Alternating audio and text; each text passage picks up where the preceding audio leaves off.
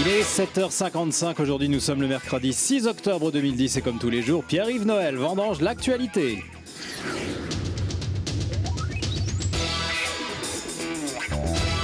Jérôme Kerviel a été condamné à verser 5 milliards d'euros de dommages et intérêts à la Société Générale. Alors essayons d'analyser la situation en compagnie de Gérard Depardieu, grand amateur de voyous. Bonjour Gérard. Salut ma couille. Alors on comprend que Kerviel fasse appel, mais à qui ? Ah bah, sa banque préférée, quoi, qui va se faire un plaisir de lui accorder un prêt, un taux préférentiel, afin qu'il puisse honorer ses obligations en tant qu'ex-trader. Tu sais, au temps où il remplissait ses actions pour qu'elles se terminent à la corbeille. Oh, je peux te dire que quand il a entendu la décision du tribunal, il avait un air emprunté, le mec, hein. Oh, je dirais même qu'il a très mal encaissé le truc, tiens.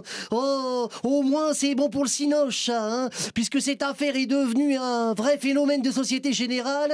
On vient de me proposer de jouer dans un remake du film de Buster Keaton. Tu sais, le mécano de la Générale, là. Ah non, mais ça dépasse l'entendement, cette connerie, là. Hein.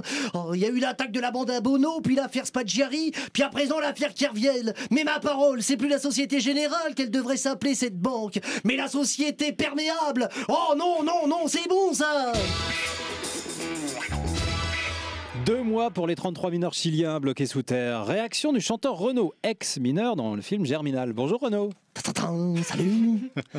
Bah moi, ce qui me chagrine un peu, c'est que cet événement dramatique a été, pour toute la presse étrangère et européenne aussi, une vraie mine d'or.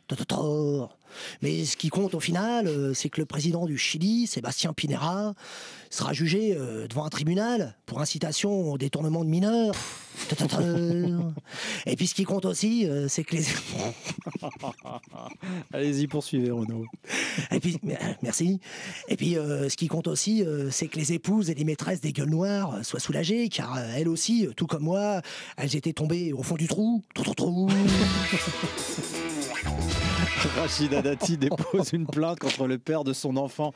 C'est assez surprenant ça, Jean-Marie Bigard, non ? Bah ouais, j'ai lu ça. Hein. Mais qu'est-ce que tu veux que je te dise, moi, hein. Quand il fait nuit, bah, on sait pas toujours à quel blaireau on a affaire. Hein. Bah, enfin, elle a du bol, hein, parce que moi, elle connaît le père. Hein. À moins qu'elle porte plainte contre X. Et alors là, tous les producteurs de films porno vont être dans la merde. Hein. La ville de Reims signe une convention avec Orange afin que les plus démunis puissent bénéficier de tarifs réduits pour l'utilisation des smartphones.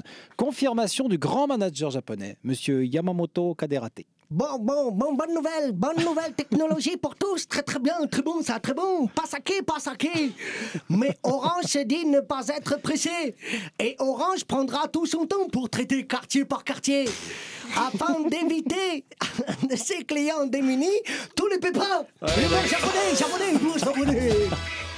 La chanteuse Britney Spears va rester sous curatelle. Alors, comme j'ai à mes côtés Michel Lucci, le sosie officiel de Coluche, je peux peut-être lui demander ce qu'il en pense.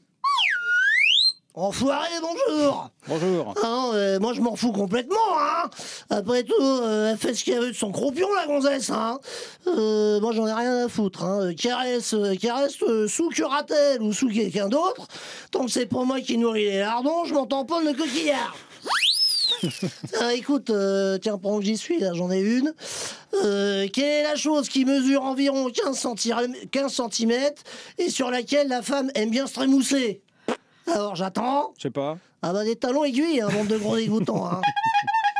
J'en ai une autre, tiens, j'en ai eu une autre ce matin. J'ai eu ce matin que François Barouin est l'homme politique qui monte. Ouais, bah c'est pas Michel Larocque qui nous dira le contraire. Okay. Ouais, c'est tout pour aujourd'hui. Et hop, circuler, y a rien à voir. Allez, hop, merci Michel.